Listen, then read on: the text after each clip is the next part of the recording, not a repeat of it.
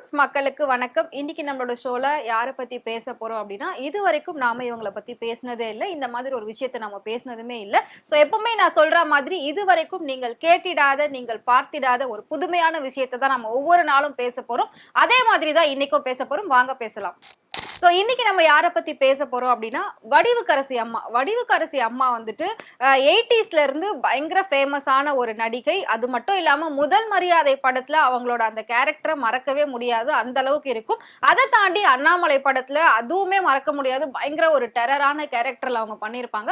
அதுக்கப்புறம் சில வருடங்களுக்கு அப்புறம் சீரியல்ல வந்து நடிக்க ஆரம்பிச்சாங்க. சீரியல்லையுமே தனக்குன்னு ஒரு தனி இடத்தை பிடிச்சவங்க தான் வடிவுக்கரசி அம்மா. சோ இப்போ அவங்கள பத்தி நாம என்ன பேச போறோம் அப்படின்னா, அவங்கள பத்தி எதுவும் பேச போறது கிடையாது. அவங்க சொன்ன ஒரு விஷயத்தை பத்தி தான் பேச போறோம். என்ன சொல்லியிருக்காங்க ஒரு பிரஸ் மீட்ல அப்படின்னா, அதாவது ஒரு படத்தோட லான்ச்சுக்கு வந்திருக்காங்க. அதுல என்ன சொல்லியிருக்காங்க அப்படின்னா, இப்பெல்லாம் வந்துட்டு புதுமுகங்கள் நிறைய நடிக்க வந்துட்டாங்க. அதை நான் வரவேற்கிறேன், தப்பு சொல்லல. ஆனா ரீல்ஸுக்கும் ரியலுக்கும் நிறைய டிஃபரெண்ட் இருக்கு. அதை டைரக்டர்ஸ் புரிஞ்சுக்கணும் அப்படின்னு ஒரு வேண்டுகோள் வச்சிருக்காங்க. இது என்னடா இது புதுசா ஒரு பேச்சா இருக்கே அப்படின்னு சொல்லி நிறைய பேர் இதை வந்துட்டு கேள்விகள் கேட்டுட்டு இருந்தாங்க. சோ அதுக்கு அவங்க ஒரு தெளிவான விளக்கம் கொடுத்தாங்க. என்ன அப்படின்னா, இப்போ வந்துட்டு படங்களா இருக்கட்டும், சீரியலா இருக்கட்டும், வேற எந்த வெப் சீரிஸ், ஷார்ட் பிலிம் எதுவா இருந்தாலும் அதுல புதுமுகங்களை கொண்டு வந்து நிக்க வைக்கிறாங்க.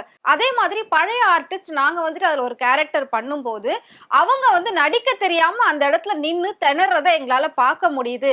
அதுக்கப்புறம் நான் வந்து டைரக்டர் கிட்ட கேட்டேன், என்ன சார் இது, இந்த மாதிரி இவங்க இவ்வளோ நேரம் இவ்வளோ டேக் எடுத்துக்கிட்டு இருக்காங்க, எங்களோட டைம் வேஸ்ட் ஆகுது, நாங்க எப்போ முடிக்கிறது அப்படின்னு சொல்லி கேட்கும்போது அவங்க எனக்கு என்ன சொன்னாங்க அப்படின்னா, இவங்க வந்துட்டு இன்ஸ்டா ஃபேமஸ் மேடம், இன்ஸ்டால வந்துட்டு இவங்களுக்கு லட்சக்கணக்கில் ஃபாலோவர்ஸ் இருக்காங்க, ரீல்ஸ்ல பயங்கர ட்ரெண்ட் ஆனவங்க, ஸோ இவங்களை இந்த கேரக்டருக்கு போட்டாதான் ஆடியன்ஸ் வந்து பார்ப்பாங்க அப்படின்ற மாதிரி ஒரு விஷயம் சொல்லியிருந்தாரு. ஸோ அந்த விஷயம் என்னால ஏத்துக்கவே முடியல. என்ன அப்படின்னா, ரீல்ஸ் அப்படிங்கிறது ஆல்ரெடி பண்ண ஒருத்தவங்க, அதாவது அந்த பாட்டையோ அந்த படத்தோட சீனையோ இல்ல அந்த டான்ஸையோ முன்னாடியே அவங்க ஆடி ஸ்கிரீன்ல நம்ம பார்த்தாச்சு வந்தாச்சு.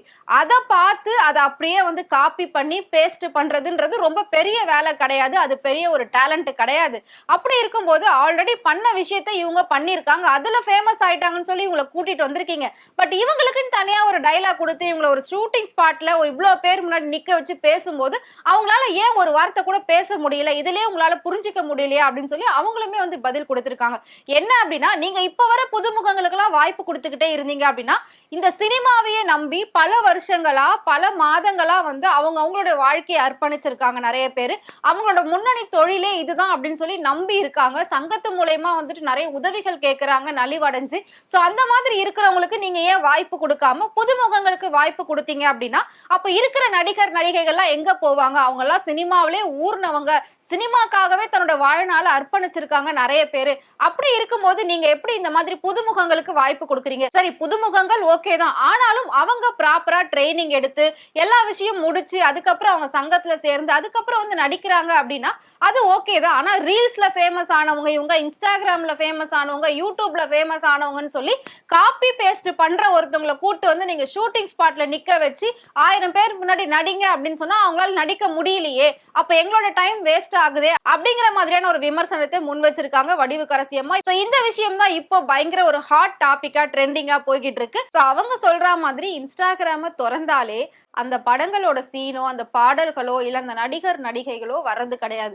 அவங்கள இமிட்டேட் பண்ணி அவங்கள ரீக்ரியேட் பண்ணி பண்ற வீடியோஸ் தான் அதிகமா வந்துகிட்டு இருக்கு. சோ அதை பாக்குறதுக்கே அலும்பல் தாங்கல அப்படின்னு நிறைய பேர் சொல்லிக்கிட்டு இருக்காங்க. உண்மையில இன்ஸ்டால வீட்டுல உட்கார்ந்துட்டு ரீல்ஸ் பண்ணி ஃபேமஸ் ஆயிட்டு அவங்க ஒரு ஃபங்க்ஷனுக்கு எல்லாம் போறாங்க அப்படின்னா அவங்க ஒரு மார்க்கெட் வேல்யூ வச்சு அந்த பிரைஸை வாங்கிக்கிட்டு தான் அவங்க வந்து அந்த ஷோ பண்றாங்க. அப்போ நடிகை நடிகர்கள்லாம் முறைப்படி கத்துக்கிட்டு வருஷ கணக்குல சினிமால இருக்கிறாங்க.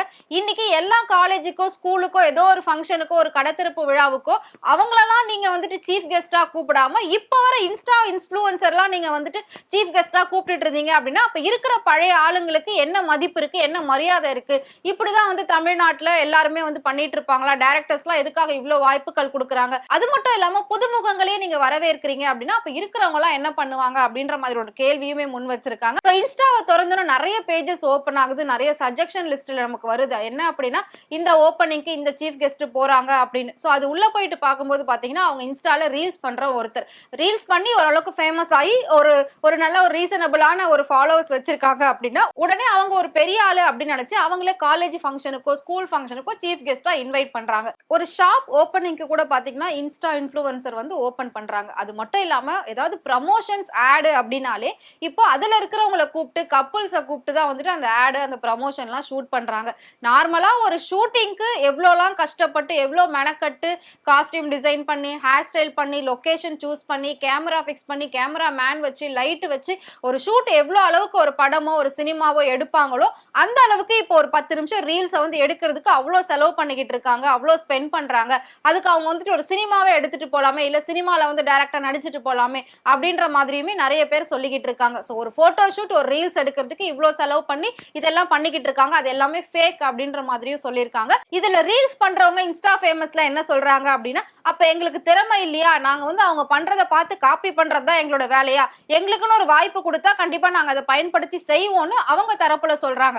ஆனா வடிவுக்கரசி அம்மா சொல்றது கரெக்ட் தான். ரீல்ஸ் வந்து பண்ணிட்டு இருக்காங்க, ஆல்ரெடி வந்த ஒரு சாங்ஸ். அது மட்டும் இல்லாம இப்போ ரீல்ஸ்ல ட்ரெண்ட் ஆகுது ஒரு விஷயம், ஒரு சாங்கோ ஒரு சீனோ ஒரு டயலாகோ ட்ரெண்ட் ஆகுது அப்படின்னா அது எதுவுமே புதுசு ட்ரெண்ட் ஆகல, எல்லாமே 60ஸ்ல இருந்தது 80ஸ்ல இருந்தது 90ஸ்ல இருந்தது தான் இப்போ திரும்பவும் கம்பேக் கொடுத்துக்கிட்டு இருக்கு. ஸோ ஆல்ரெடி பண்ணி வச்ச ஒரு விஷயத்த இப்போ காப்பி பண்ணி பேஸ்ட் பண்றதுல அவ்வளோ என்ன சிரமம் இருக்க போது, அதுல என்ன நீங்க டேலண்ட்டை பார்த்துட்டு அவங்கள கூப்பிடுறீங்க, 1000 ஃபாலோவர்ஸ் ஒருத்தவங்களுக்கு இருக்காங்க அப்படின்றதுக்காக உடனே அவங்களை கூட்டிட்டு வந்து நீங்க பெரிய இடத்துல நிக்க வச்சிருவீங்களா? அப்ப இதே நம்பி இருக்கிறவங்க என்ன ஆகுறதுன்னு சொல்லி அவங்க கேள்வி கேட்டதுக்கு சினிமா துறையில பல பேர் வந்து ஆதரவு தெரிவிச்சிருக்காங்க. இதே வந்து இன்ஃப்ளூயன்சர்லாம் என்ன பண்ணிருக்காங்கன்னா அது எப்படி இவங்க இப்படி பேசலாம் அப்படின்னு அவங்களுக்கு கண்டனமும் தெரிவிச்சிருக்காங்க. சோ வடிவுக்கரசி அம்மா சொன்ன இந்த விஷயம் நல்லதா கெட்டதா உண்மையா பொய்யா அப்படின்னு நீங்க என்ன நினைக்கிறீங்க? இதை பத்தி மறக்காம கமெண்ட் பாக்ஸ்ல கமெண்ட் பண்ணுங்க. இதே மாதிரி சினிமால நடக்கக்கூடிய நிறைய சுவாரஸ்யமான விஷயங்கள்லாம் நீங்க தெரிஞ்சுக்கணும் அப்படின்னு நினைச்சீங்கன்னா மறக்காம ஃப்ரெண்ட்வுட் சேனலை ஃபாலோ பண்ணிக்கோங்க.